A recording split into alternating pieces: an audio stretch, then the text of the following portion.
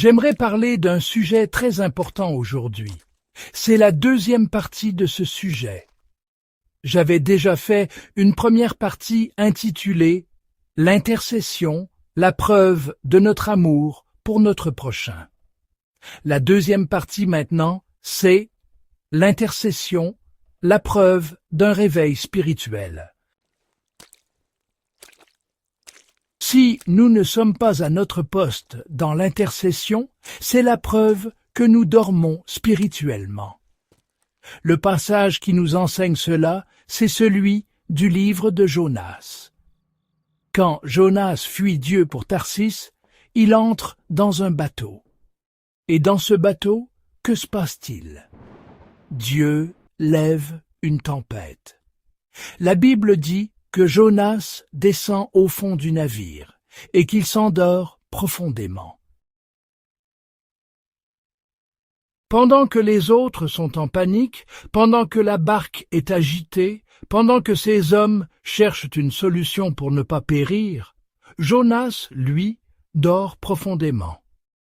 Pendant qu'eux invoquent leur faux Dieu dans l'espoir d'obtenir une réponse, Jonas dort. Ce sommeil était la preuve que Jonas était dans la désobéissance et dans un état de sommeil spirituel. Il n'était pas à son poste dans l'intercession. Or, le Seigneur a dit « Ma maison sera appelée une maison de prière pour toutes les nations ». Si nous ne sommes pas à notre poste pour prier pour les nations, pour les âmes autour de nous, c'est la preuve de deux choses. 1. Une forme de désobéissance à la parole de Dieu. 2. Un profond sommeil spirituel. C'est aussi ce qui s'est passé avec le Seigneur Jésus-Christ, au jardin de Gethsémani. Il dit « Veillez et priez afin de ne pas tomber en tentation ». Les apôtres commencent à prier, mais dès que le Seigneur s'éloigne, ils s'endorment. Ils ne sont plus dans l'activité que Dieu leur avait donnée. Ils passent dans un autre état, le sommeil. Donc, si nous n'arrivons même pas à consacrer 1 heure dans une journée de 24 heures pour intercéder pour les âmes, c'est la preuve d'un sommeil spirituel profond. Si nous n'avons pas à cœur le salut des âmes au point de passer du temps secret dans la prière, c'est une preuve de sommeil. Que se passe-t-il ensuite? Le capitaine vient vers Jonas et lui dit « Réveille-toi, pourquoi dors-tu?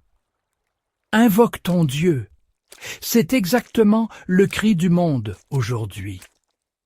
Nos familles, nos voisins, nos amis, nos collègues, les âmes autour de nous crient « Pourquoi dormez-vous? Réveillez-vous et intercédez pour nous. » Ces hommes, voyant que la tempête s'intensifiait et qu'ils n'étaient pas loin de périr, ont crié à Jonas « Réveille-toi et invoque ton Dieu, peut-être pensera-t-il à nous. Et ne nous fera-t-il pas périr? » C'est le cri du monde à l'Église.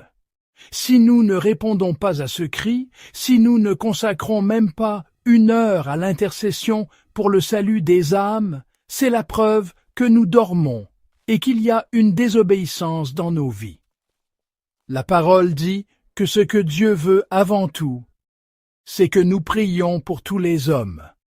Car cela est agréable à Dieu, qui veut que tous soient sauvés. Le salut des âmes est une priorité pour Dieu. Si ce n'est pas notre priorité au point d'y consacrer du temps, c'est la preuve d'un éloignement. Plus nous nous rapprochons de Dieu, plus nous devenons des sentinelles et des intercesseurs.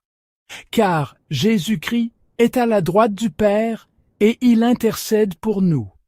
On ne peut pas dire « Je suis en communion avec Jésus » sans être poussé vers l'intercession. Si nous n'intercédons plus, c'est la preuve que nos regards ne sont plus fixés sur lui. Car si je fixe mes regards sur le Seigneur, je vois qu'il intercède. Et si je le vois intercéder, je l'imite. Comme il est écrit dans l'Épître aux Galates, « Ô Galates, qui vous a fasciné ?»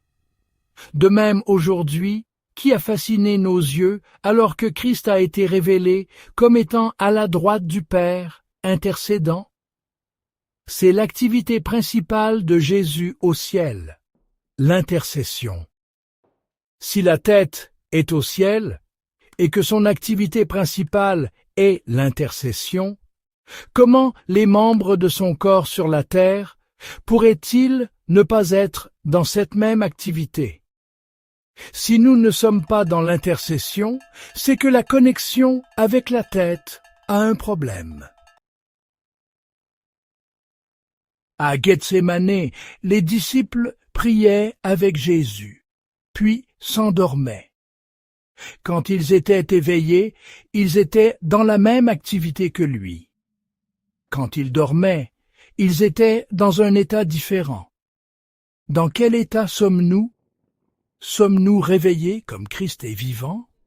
Sommes-nous debout comme il est debout à la droite du Père?